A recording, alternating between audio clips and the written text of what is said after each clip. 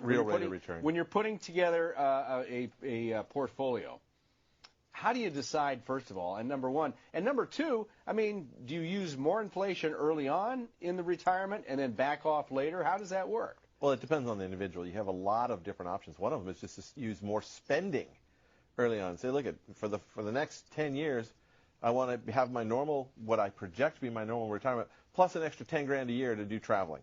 After the 10 years, we'll figure out something else of whether or not we want to continue doing that.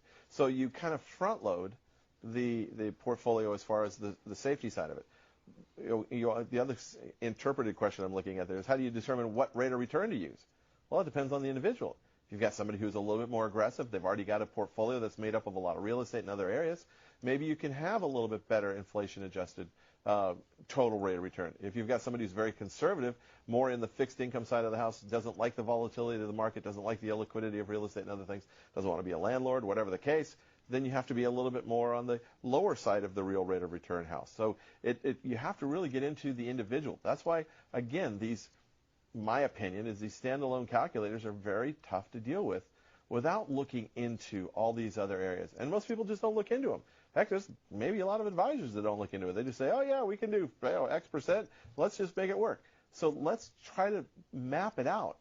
And then the whole thing is the money I need to spend in the first several years. You can't really look at the entire portfolio as, so I've got this portfolio of $1 million, and I think I can earn on average 5%, 6%. Pick your number.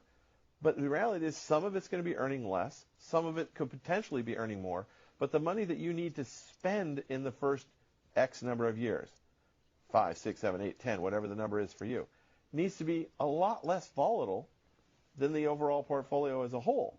So that's the safer area, which means it's not going to be earning very much. But that's the whole idea, is that you do need to have some money in that more volatile area to outpace this potential spending habit you've got.